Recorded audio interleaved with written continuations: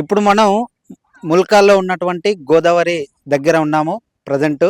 అయితే ఇక్కడికే సాధువులు వచ్చి తన అంటే వాళ్ళు ఏవైతే పనులు నిర్వహించడానికి వచ్చారో వా ఇక్కడనే వాళ్ళు పూజలు కానీ అవన్నీ చేసుకొని మళ్ళీ బయలుదేరేటప్పుడు అక్కడ ఉన్నటువంటి ఆ దుర్గా అమ్మవారి ఏదైతే ఇప్పుడు ఉన్నటువంటి టెంపుల్ దగ్గర కొంచెం వాళ్ళకి ఏదో శక్తి ఉన్నట్టు వాళ్ళ మహిమల ద్వారా తెలుసుకున్నారు. సో ఇక్కడ ఇప్పుడు మనం చూసుకున్నట్టయితే కనీసం ఒక 600 మంది సాధువులు వచ్చి ఇక్కడ పూజలు చేశారని అక్కడ ప్రధాన అర్చకులు పవన్ శర్మ చెప్పాడు. ముఖ్యంగా ఇక్కడ ఈ గోదావరికి సంబంధించిన స్థానాలు కూడా చేయడానికి చాలామంది భక్తులు ఇక్కడికి వస్తున్నారు.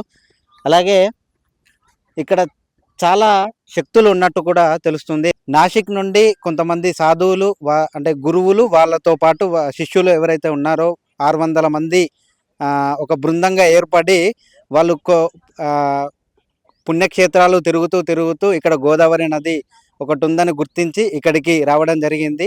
ఇక్కడికి వచ్చిన తర్వాత వాళ్ళు కొన్ని ప్రత్యేకమైన పూజలు చేయడం కూడా జరిగింది. అంటే దీపారాధన కానీ లేదు అంటే వాళ్ళకు సంబంధించినటువంటి కొన్ని పూజలు చేయడం జరిగింది. ఆ పూజలు చేసిన తర్వాత వాళ్ళు ఇక్కడ దగ్గరలో ఉన్నటువంటి ఒక ప్లేస్లో అమ్మవారు ఉన్నట్టు వాళ్ళు గ్రహించారు. అంటే వాళ్ళకున్న దివ్య శక్తితోటి అమ్మవారు ఉన్నట్టు వాళ్ళు తెలుసుకొని అక్కడికి వెళ్ళి గ్రామస్తులతో మాట్లాడి ఆ విగ్రహం దగ్గరికి వెళ్ళి పూజలు చేసి విగ్రహం బయటకు తీయడం జరిగింది. అయితే ఈ స్వామీజీలు అంటే వాళ్ళకున్న శక్తులతోటి ఫస్ట్ ఏదైతే గ్రామస్తులకు తెలిపారో ఇక్కడ విగ్రహం ఉందని వాళ్ళు కొంచెం నమ్మలేదు. ఎందుకు అంటే ఎప్పుడూ ఇక్కడ అంతా ఒకే రకంగా ఉండేటువంటి జాగాలో ఒకటేసారి ఇలాంటి కొంతమంది వచ్చేసి ఇలా అమ్మవారు ఉంది అని చెప్పేసరికి కొంచెం భయభ్రాంతులకు కూడా గురైనట్టు తెలుస్తూ ఉంది.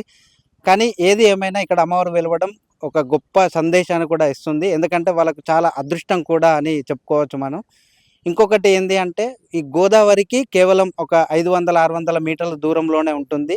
సో ఇక్కడ స్నానం చేసి గుడికి వెళ్ళి అక్కడ దర్శించుకొని తమకున్న కోరికలు ఏవైతే ఉంటాయో అవి మొక్కుబడిగా కొబ్బరికాయను కూడా అంటే తనకున్నటువంటి కోరికలు నెరవేరాలి అని తొందరలో తనకు మంచి జరగాలని కొబ్బరికాయలు కూడా మొక్కుబడిగా కట్టడం కూడా జరుగుతుంది. మనం ఆల్రెడీ చూస్తూనే ఉంటాం పక్కన విధుల్లో.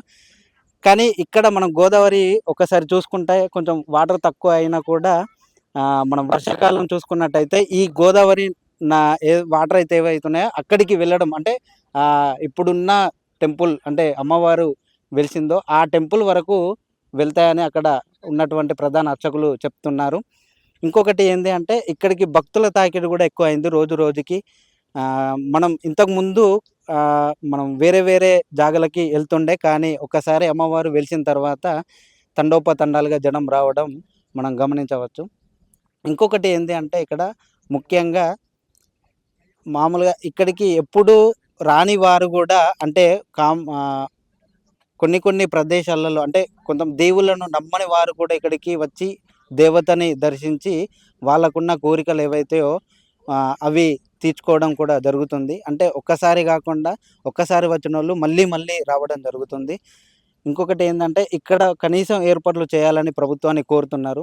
ఎందుకంటే స్నానం చేసిన తర్వాత ఆడవాళ్ళకు కనీస ఈ డ్రెస్ చేంజింగ్ రూమ్స్ కానీ లేదు అంటే వాటర్లో దిగడానికి మెట్లు కూడా లేవని పరిస్థితి కూడా ఉంది. మనం కూడా చూసుకోవచ్చు.